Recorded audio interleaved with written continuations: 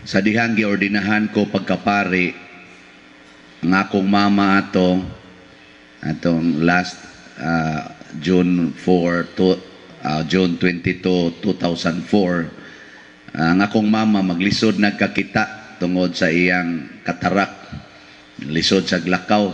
Gulang-gulang na po siya atong panahon na nasa mga dool-dool na mga 75 na matingal ito edad niya atong.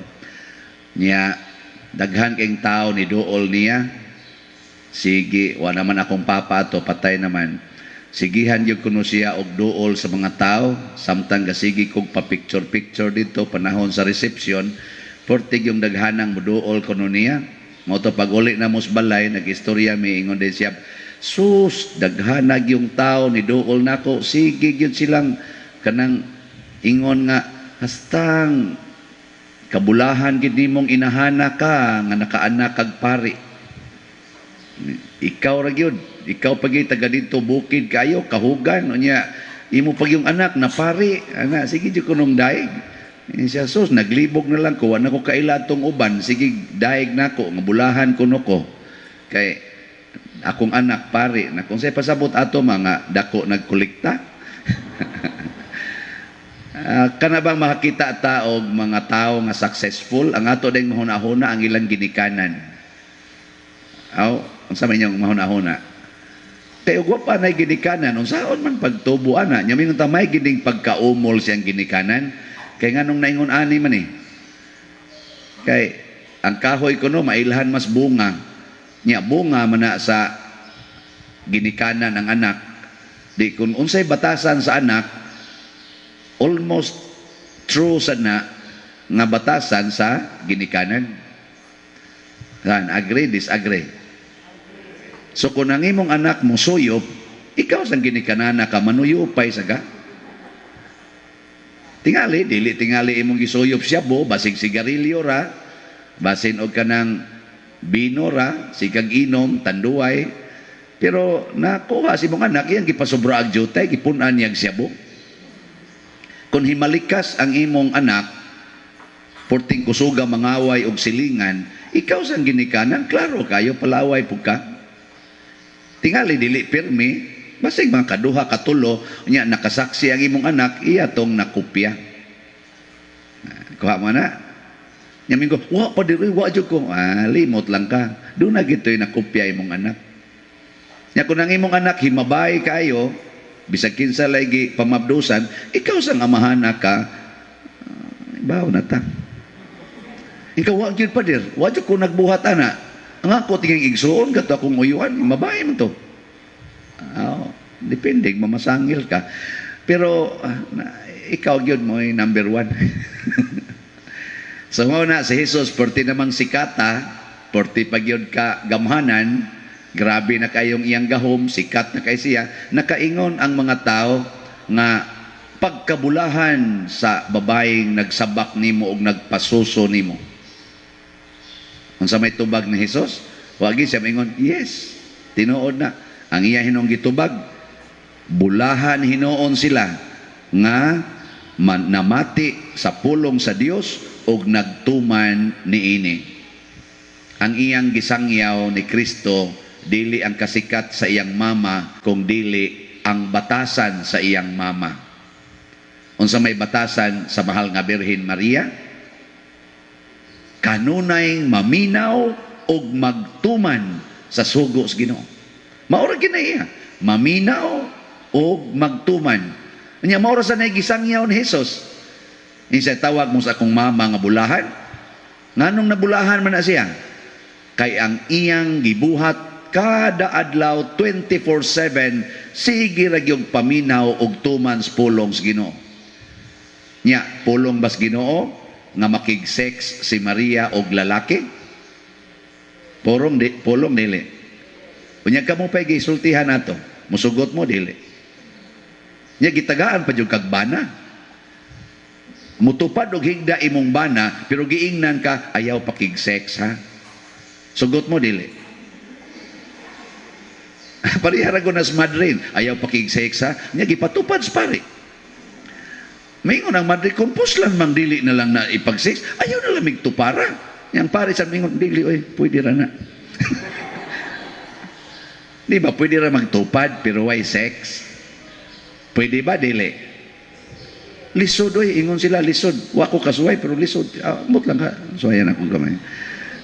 Lisod gitingali. Pero si Maria, kay sulugoon mas Ginoo, nahimong sayon.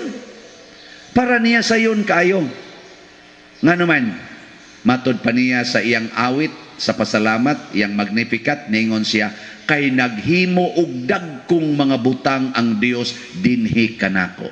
Sa ato pa ang nagbuhat di ay diha niya, kay sulugoon man siya, mao ang Dios, dili kita. Mao na diri si San Pablo sa unang pagbasa, ingon siya diri, sa wala pa moabot ang panahon sa pagtuo, gibilanggo kita sa balaod, hangtod nga ikapadayag kining maong pagtuo. Gibilanggo kuno tas balaod. Unsa man ang balaod? Kana bang standard sa tao? Kana bang abilidad sa tao? Gahom sa tao. Mao man ang balaod. Ako ang balaod. Kinsay mo supak, patay gyud mo. Ang tao ana gakupot anang balaod. Pero pag abot na sa pagtuo, ang pagtuo kinsa may gakupot ang Ginoo. Mo nakita tanan kung motuo ta Ginoo, maliwat din tang Maria nga mahimong sulugoon sa Ginoo. Di ka mo karon sulugoon mo sa Ginoo o diktador sa Ginoo. Inigampo ninyo unsa man yung isulti, gikan na be. Imong anak siging suyop. Adik na kayo. Unsa imong isulti sa Ginoo? Sige, tanaw na tong sulugoon ba or diktador? Inigingon ni mong Ginoo in taon, ayuha taon ni akong anak, makaamgo na ang tanin siya siyang sayop. Diktador ka. Imong bana, nangabit Ginoo in taon, makaamgo na takong bana kadako siyang sayop, buwagan unta na niya, iyang kabit Lord, buwagan unta na niya. Diktador ka. Daghan kay kag anak, nataktak sa trabaho imong bana, wa na mo'y bugas, Ginoo in taon, taga imig bugas. Diktador ka. Ang samantay mayong iampo kung sulugoon ka. Imong anak nagsuyop. Unsa may imong isultis Ginoo kung sulugoon ka sa Ginoo. Ang una gid imong isulti, moingon jud ka, Lord, sulugoon ko nimo matuman ang imong pagbuot. Dawaton ko ning manuyupay. Anak gid ninako. Lamdagi ko Lord nga di ta ko kalimot nga anak gid ninako. Ngayon, sangpit si mong anak siya, Nana Lord, niabot na. Igstanaw ni mo siya, pastang sigahas mata Lord. Kagot pangipon, pero Lord, anak gininako. Nya kay imo man kong sulugoon, unsa may akong buhaton karon, unsaon ako siya paghigugma, unsaon ako pagpakita sa akong pagkainahan, aning ni ang anak na nagsigi nagsuyop. Kana! Musulti ginang Ginoo kay matud pa niya pangayo og kamo makadawat, mangayo kag lamdag unsaon nimo pag-atima ng imong anak nga nagsigsuyop, sultihan jud kas Ginoo. Unsaon paghigugma ka ng imong bana nga nagsigig pangabit, gatakli-takli na lag pangabit, hastang mga parinti iapil pagkabit. Sultihan kas Ginoo, unsaon na siya pagtratar. Nya inigtuman nimo ana, unsa may imong bation? Bulahan ka. You are blessed. Unsa may tabo sa tao nga maka-feel nga siya bulahan? Malipayon, relax. Na ako ro'y gitan-aw sa kaning kuan, gitan-aw sa Facebook nga kanang mga preaching nga mga amazing preachers ba? Amazing preachers. Usa ka preacher ako ngitong gi-share karon pati kitang uban ako mga friends ato. Way kamot niya ang tiil perting mubua. Nga mura lagi siyang umang maglakaw. White kamot. Lalaki siya. Nag-preaching siya. Kanirang lamisa iyang gitungtungan. Kay pila raman say dagan siyang kamot. Usa siyang statement nga striking kay nako. Niingon siya, kung naa na to ang Ginoo, din atamangandoy og kamot. Kay mas importante ang Ginoo kaysa atong kamot. Di ta mangandoy og tiil. Kay mas importante ang Ginoo kaysa atong tiil. Ana siya. Pak maing mga tao sa ka gymnasium patinda ko agi ana mas video, hurot ang mga tao ka-amazed niya. Kinahanglan mog sex. Adi masatingin to siya amot ka sex ba to siya. Kinahanglan mog sex. Mas pleasurable ang grasyas Ginoo kaysa sex. Ana siya. Mas importante ang truth of God kaysa truth of man. Kay ang truth of man, naa man jud kay kamot, naa kay tiil, makalakaw ka, pero matod pa niya, mas importante nga ang Ginoo hari og buhi kaysa ako na way kamot or naay kamot ug naay tiil. Ha? Kamo kuno way tiil be. Abot sa inyo, putla kuno na inyong tiil ug kamot kuno be. Nya ing na din mas importante manggudong ang tiil kaysa kamot. Adi nam sad kinahanglan nga imo nang buhaton. Ang importante, nakahibaw ba ka nga ang imo karong tiil ug kamot iyanas Ginoo. Nga kanang imong balay ug yuta iyanas Ginoo. Nga kanang imong authority karon nagikuptan iyanas Ginoo. Nga ayaw na i-impose to the point nga gisakitan ang imong isig katawo. Di ba? Ana na siya. Tungod lang kay sakto ka. Akos una, mo gani akong brand hantod karon. Kana bang isog ba? Isog, unya mo kuan gyud, mo insister gyud, bahala nagsakitan, hilak ko ni mga sakristano say, mo na impiernohonon gyud kuani. Sa seminaryo pa kos una kay ako may kamagwangan nila sa among community dinhi sa Cebu ug sa didto sa Manila nga seminary pag theology nako. Musulti gyud ko kay magwang man ko nilag mga 10 minus na po katuig kay nisod ko 31 years old naman ko. So ako mga classmate na manghod ako 12 katuig, 13 katuig. Nya kada nila sulti mura kog amahan, dili Brad, di na pwede. Seminarista gud ta. Ano sa? Ay okay na. Sam-sam mo eh. Tuga-tuga mamog seminaryo. Haylom na tigwanga ka, anaan ko nila. Nya sa sige na kong sulti kay muram sa kong sakto, ingon din ang usan ako kakauban nga buutan-buutan ba. Brad. Sakto man ka Brad, pero sakto na. Kalmar sad kay siya ba? Ako Brad. Hibaw man jud kong sakto man gyud ka, pero sakto na. Ana. Usahay inana mata. Kani bitang sige kog dawat aning ni angkoan kani mga donations ba? Mga almost 18 million na guning nadawat na tong donations niya. Ako biyanangan ang nakatatak. So gipang-block na ko ron sa pipila ka mga kwarta padala. Labi nag-international. Kay mura ko nukog scammer. Nya kapila na jud ko naka-encounter. Kay kanigong kwarta padala, doon ay gitawag nato og client-friendly, naasay gitawag og non-friendly. Naay magpadala nako nga kwarta padala, ang notice atong mabasa maingon dayon maingon pa greetings nya you receive isol there greetings si Mr. so and so kompleto ginangan apelyido sent you this amount, ibutang sa nang amount with control number ana claim this available immediately. Og di masad available immediately, available on na pag-date. Nya, claim this amount to any of our branches, bring valid ID. Awa, na problema. Igabot ako dito, sulti din ko nga nagpadala, naapagyoy reference number, naapagyoy amount. Pero doon na yung mga kwarta padala, nga igo rang mo ingon ako, mo message na ako nga,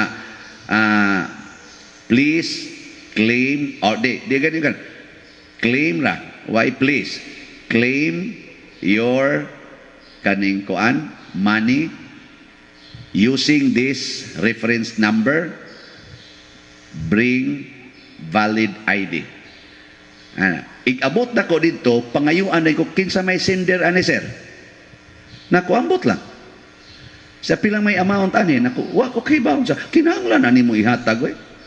Na kung saan ako pagkaibaw nga ang inyong mga office mo iga-text nako nya pari man ko nag-online raman ko og pangayo og donation para sa among project nya naamay nang donate wa man sila mo text nako dili pwede naagi nang sa tanawa among form naagi nagitsikan gina na i-sender na asang amount na ang seal number kumpletuhan na sir na kung saan lagi nako pagkumpleto nga wa man mo text nako nya donation man nya naghatag kog mga 20 ka buok form nga kumpleto usa ra gyud way makumpleto iya jud kong lalison nako kadading uban diha di paday ka motuon nako nga ako ni 20 ko nakapit isa adili sir kumpletuha gina sir ato man ang protocol na kung ano man sa konyo tiksi og tarong Siya amo man ng control system.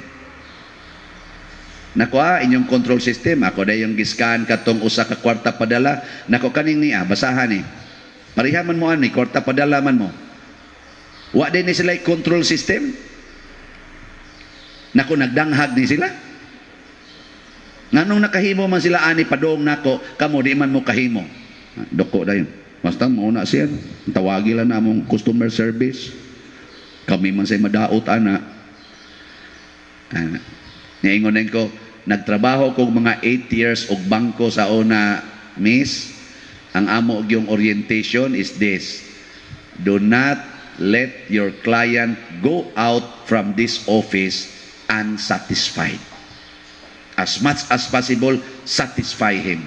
And with your statement and with your action, I will go out from this office unsatisfied. Anak ko, muna kamo dihang nagsigig padala, satisfy me. Simple na kayo, satisfy me.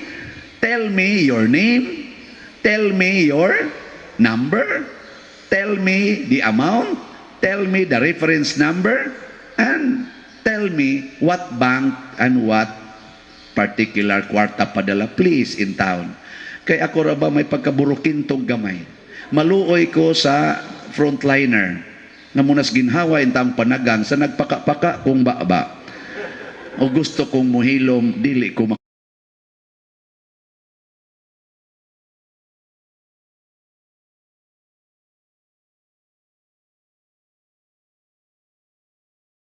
kapugong. Ayaw tao puni ang akong pagka-impyerno, no?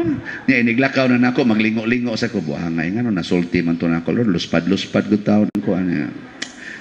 Ingo ko, kaning inyong statement, unconditional ba yan eh? Wa ba yan mo magbutag condition nga, claim your amount with this reference number, bring valid ID, and see to it that you have the name of the sender and the amount.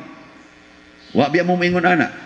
Wa biya ni condition so ana mo na sa among form na kundi kani ba kaning text wa ni condition pwede ta mo ikihan akiha lang sir nako patay ko ani panghulga ra tong ako ba pero tinuod ba ya og mo kihag ko they can pay me because the instruction is unconditional pero di nako gusto inana ngano man tungod kay daghan nato dili service oriented ang gustos Ginoo mahimot ang mga alagad sa tanang tao service oriented not self-oriented.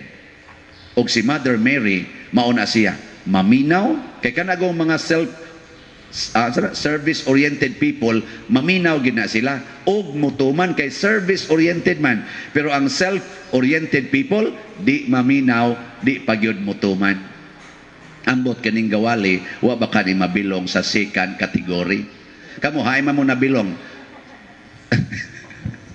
Mga naong raban ninyo, klaro kay puparihar kita. Sige, ay mo na bilong, service-oriented or self-oriented? Diba? Og nabilong mo sa self-oriented, wa ta maliwat ni Mama Mary og ni Jesus. Nakaron iguli sa ato, magsugod na ta ha?